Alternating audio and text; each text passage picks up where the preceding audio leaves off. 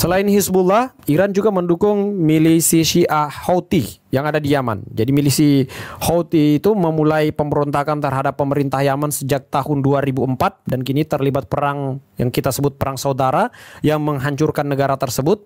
Ya, seperti halnya Hizbullah, Houthi itu mendapatkan dukungan besar dari Iran, persenjataan, pelatihan militer dan beragam dukungan lainnya dari Iran.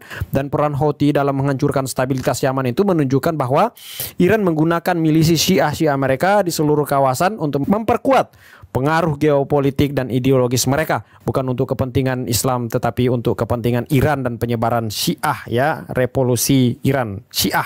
My brother, adapun serangan yang dilakukan oleh kelompok Houthi terhadap Israel itu tidak bisa dikatakan sebagai tindakan resmi dari negara Yaman, karena Houthi meskipun mereka menguasai sebagian besar wilayah Yaman termasuk ibu kota San'a di sana, Houthi itu bukanlah pemerintahan yang diakui secara internasional, ya. Jadi Houthi itu menggunakan isu-isu seperti isu-isu perjuangan Palestina untuk mendapatkan dukungan, sama seperti Hizbullah, mendapatkan citra yang ya sebagai penentang penindasan lah, ceritanya seperti itu. Dan ini adalah strategi politik untuk memperluas simpati dan legitimasi gerakan mereka, terutama di dunia Arab, ya, yang sangat-sangat sensitif terhadap isu-isu Palestina. Iran menggunakan milisi seperti Houthi, seperti Hizbullah dan kelompok-kelompok kombatan mereka untuk menyebarkan pengaruhnya. Dan ini adalah bagian daripada rencana mereka untuk menyebarluaskan pemahaman Syiah di Timur Tengah.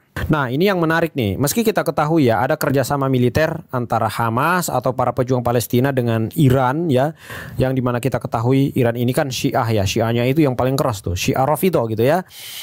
Hubungan mereka itu tidak berdampak langsung pada perubahan akidah para kelompok pembebasan Palestina. Dalam konteks ini semisal Hamas gitu, ya. Hamas tetap menjadi kelompok yang berakar pada pemahaman Ahlus Sunnah wal Jamaah, disebut Sunni, meskipun Iran itu beraliran Syiah, ya, bahkan yang sebutkan tadi bahwa Syiah yang paling keras seperti Syiah Rafidhah Imamiyah, dan kerjasama mereka lebih bersifat pragmatis dan didorong oleh tujuan bersama, yaitu melawan Israel, meski tujuan jangka panjangnya itu berbeda gitu. Kali ini YouTuber Wahabi ini mengarahkan fitnah kejinya pada Houthi. Jelas sekali Wahabi akan memfitnah siapapun dan negara manapun yang berperan aktif membantu Palestina memberikan perlawanan kepada tuannya Wahabi, yaitu Zionis. Dia mengatakan bahwa Iran menggunakan milisi Syiah, yaitu Houthi, agar menghancurkan stabilitas di Yaman, bertujuan untuk menyebarkan Syiah. Jelas ini merupakan fitnah pemutarbalikan fakta dengan tujuan menutupi peran besar Amerika Serikat sebagai biang kerok semua kekacauan di dunia secara umum dan Timur Tengah khususnya. Juga peran besar Arab Saudi dan koalisinya dalam kekacauan di Yaman yang bertujuan mempertahankan hegemoni Amerika Serikat di sana, sehingga banyak jatuh korban dari masyarakat sipil. Kemudian dia mengatakan bahwa Houthi menggunakan isu-isu Palestina untuk mendapatkan citra sebagai penentang penindasan, sama seperti Hizbullah, di mana tujuan utama keduanya adalah untuk menyebarkan pemahaman Syiah. Dia juga mengatakan bahwa Houthi dan Hizbullah adalah milisi yang digunakan oleh Iran. Namun yang menggelikan adalah dia sendiri yang mengatakan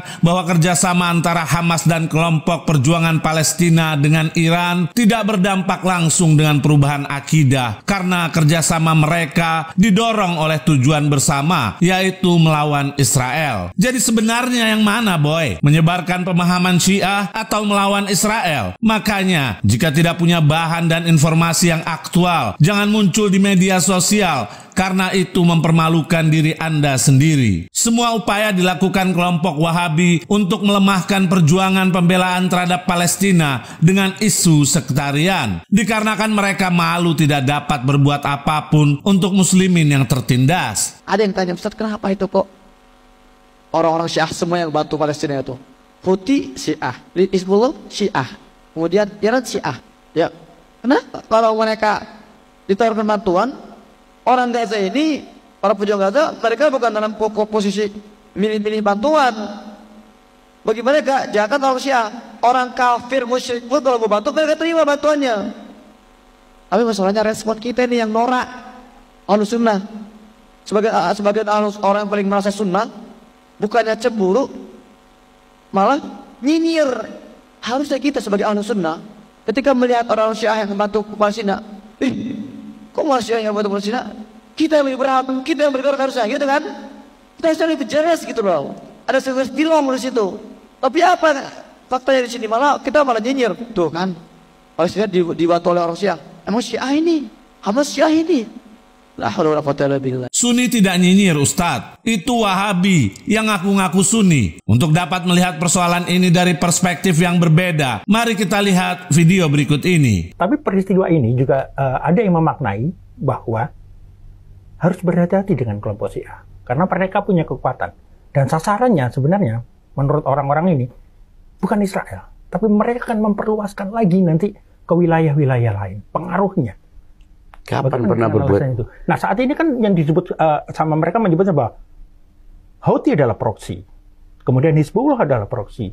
Kemudian kelompok perlawanan di Irak adalah proksi. Nah, ini akan proksi-proksi yang lain akan dibuat di tempat lain. Bagaimana dengan tuntutan? Nggak apa-apa. Selama proksi itu untuk melawan Israel dan hegemoni Amerika Serikat perlu banyak proksi.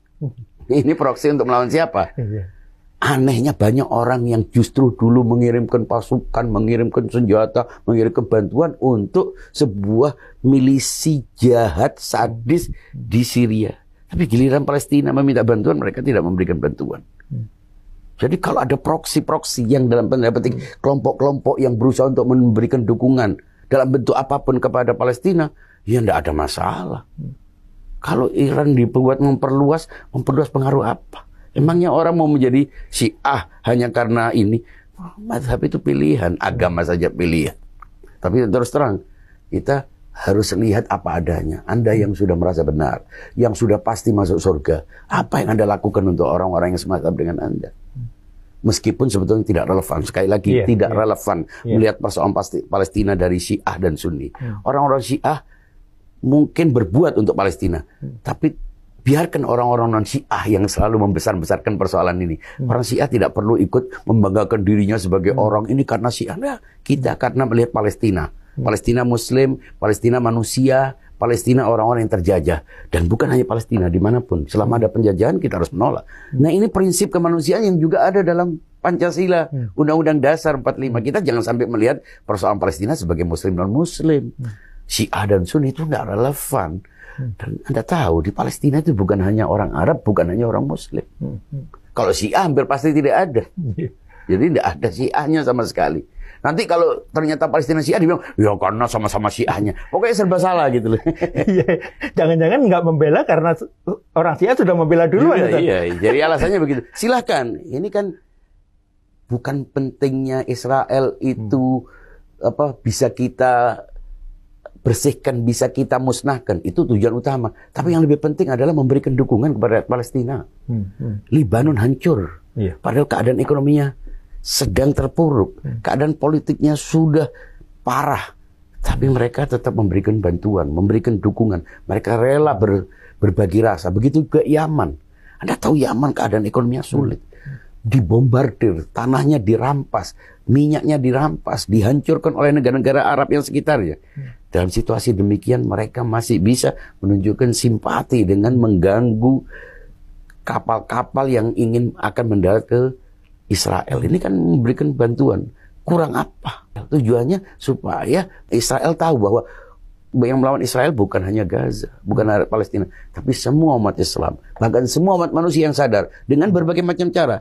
Bisa bantuan militer, bisa bantuan dana, bisa juga aksi demo melalui berbagai macam, atau dengan membuat konten-konten, membuat pernyataan-pernyataan, membuat tulisan-tulisan yang semuanya berusaha untuk membangkitkan semangat pembelaan kepada orang yang tertindas. Jadi saya melihat ini hanya bagian dari propaganda untuk mengacaukan, seolah-olah urusan Palestina urusan Syiah dan Sunni. Itu hanya bagian. Justru yang diinginkan oleh Israel itu, seolah sudah orang-orang Sunni jangan ikut-ikut, biar ini kita berhadapan dengan Syiah. Makanya tokoh-tokoh Syiah yang ditarget.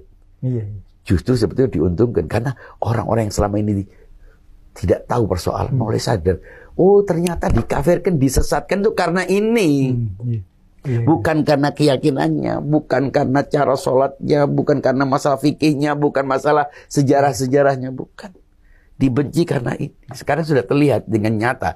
Dan Anda tahu, banyak orang yang sadar.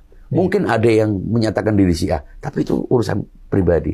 Yang jelas banyak yang sadar bahwa selama ini propaganda penyesatan, pengkafiran itu Ya berpusat dari Zionis. Harusnya si bocah ini sebelum muncul ke permukaan bertanya dulu kepada para ustadz yang dia yakini, sehingga nantinya tidak terjerumus dalam menentang ayat Al-Quran. Karena Allah berfirman dalam surat 5 ayat 2, tolong menolonglah kalian dalam kebaikan dan takwa, jangan tolong menolong dalam berbuat dosa dan permusuhan. Jika kita perhatikan ayat tersebut tanpa disadari bahwa si bocah dan gerombolannya tidak sedikit pun menolong Palestina di dalam kebaikan, justru malah dia menampakkan permusuhan terhadap kelompok yang membela Palestina. Kami hanya ingin sekedar mengingatkan bahwa hidup ini ada sambungannya. Karena itu akan diminta pertanggungjawaban di hadapan Allah kelak apa yang telah dituduhkan kepada para pembela bangsa Palestina. Allah berfirman dalam surat 17 ayat 36, janganlah engkau mengikuti sesuatu yang tidak kau ketahui.